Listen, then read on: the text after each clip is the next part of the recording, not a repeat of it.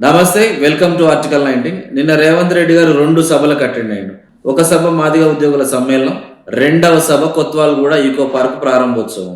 So మాదిగల ఉద్యోగ సమ్మేళనంలో రేవంత్ రెడ్డి గారు ఏం మాట్లాడారో చూద్దాం.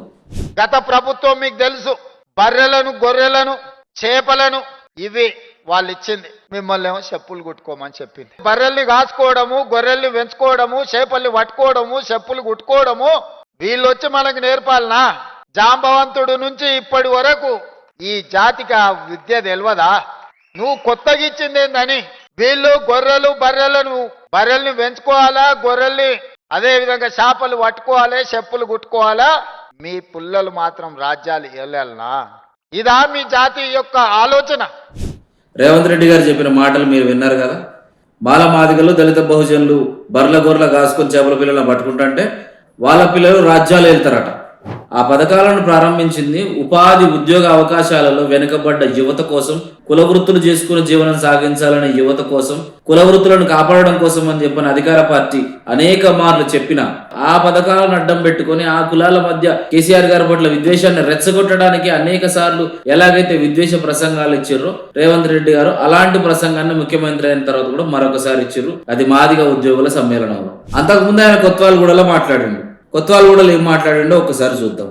హైదరాబాద్ నగరంలో కూడా మూసీ నది రివర్ ఫ్రంట్ మనం డెవలప్ చేసుకుంటున్నాం. దీని చుట్టూతో రాత్రిపూట మొత్తం వ్యాపారాలు ఓపెన్ చేస్తాం. పొద్దుటిపూట పని చేసుకోవడమే కాదు, రాత్రిపూట పని చేయడానికి కూడా మూసీ నది ఒడ్డున 2 వైపులా రాత్రి మొత్తం వ్యాపారాలు జరిగేటట్టు హోటళ్లు, వ్యాపారాలు, కూరగాయలు, పంటలు, టాక్సీ అన్ని చేసి మొత్తం లైట్లు పెట్టి బ్రహ్మాండంగా పెట్టి నిరుద్యోగ యువకులకు ఉద్యోగ ఉపాధి అవకాశాలు కల్పించి శాంతి భద్రతలను పటిష్టంగా అమలు చేసి పొద్దుటిపూట కష్టం చేసుకున్న వాళ్ళు సాయంత్రం పోతే కూరగాయలు కొనుక్కోవాలనుకున్నా, బట్టలు కొనుక్కోవాలనుకున్నా, పిల్లల్ని తీసుకెళ్లి ఇంత హోటల్లో మనం ఇంత మంచి భోజనం పెట్టించి మొత్తం అట్లా నగరాన్ని చూపించి రావాలనుకున్నా ఈ రోజు మొత్తం ఇదంతా అభివృద్ధి చేయాలనుకుంటున్నాం. మూసీ రివర్ ఫ్రంట్ అభివృద్ధి చేద్దాం. మూసీకి అటువైపు ఇటువైపు కొన్ని వ్యాపార కేంద్రాలను నిర్మిస్తాం. వాటిల్లో కూరగాయల షాపులు, హోటళ్లు, టాక్సీలు ఇలా నిరుద్యోగ యువతకు మేము ఉపాధి కల్పిస్తామని చెప్పి రేవంత్ రెడ్డి గారు చెప్పారు.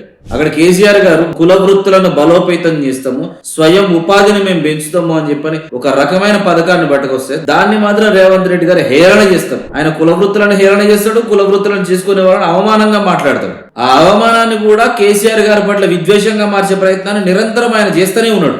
ఇవాళ మూసీని అభివృద్ధి చేసి అక్కడ నిరుద్యోగ యువతకు కూరగాయల కోట్లు, డబ్బా కోట్లు, టాక్సీలు, హోటళ్లు ఇవి పెడతారట. అంటే ఇవి మాత్రమే ఉన్న గొప్ప విషయాలు. వీటితో నిరుద్యోగుల జీవితాలు ఏమైనా అద్భుతంగా మారుతున్నాయా? వీటితో నిరుద్యోగ యువత ఏమైనా కోట్లు సంపాదిస్తున్నారా? మనిషి అన్నోడు కొంచెం ఆలోచన ఉంటది కదా, మనస్సాక్షి ఉంటుంది కదా.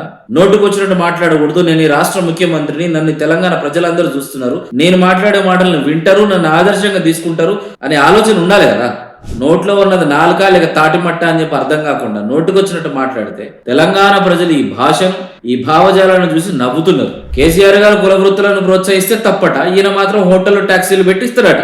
మూసీ చుట్టూతా ఉన్న భూములన్నింటినీ దిగమింగిన తర్వాత, మూసీలో నిర్మాణాల పేరిట కాంట్రాక్టులతోటి ప్రజల సొమ్మునంతా దిగమింగిన తర్వాత అక్కడ కూరగాయల కోట్లు, అక్కడ టాక్సీలు నడుపుకోవడం, అక్కడ హోటల్ పెట్టుకోవడం, ఇవి మీరు దళిత బహుజనుల బిడ్డలకు, నిరుద్యోగులకు ఉపాధి అవకాశం కింద ఇస్తారు. అంటే జనాలు ఎర్రోళ్ళ, మీరు ఎర్రోళ్ళ?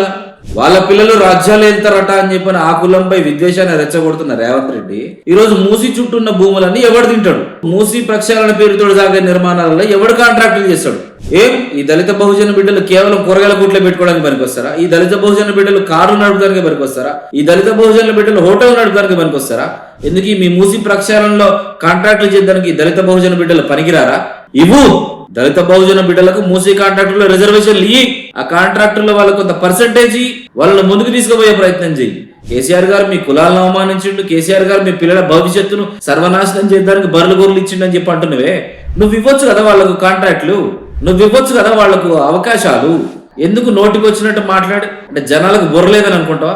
ఒక్కసారి జనాల ఆలోచన తప్పి మీకు అధికారం ఇచ్చారు, ప్రతిసారి అలాగే జనాలకు ఆలోచన లేకుండా ఉంటుందని మీ అభిప్రాయమా?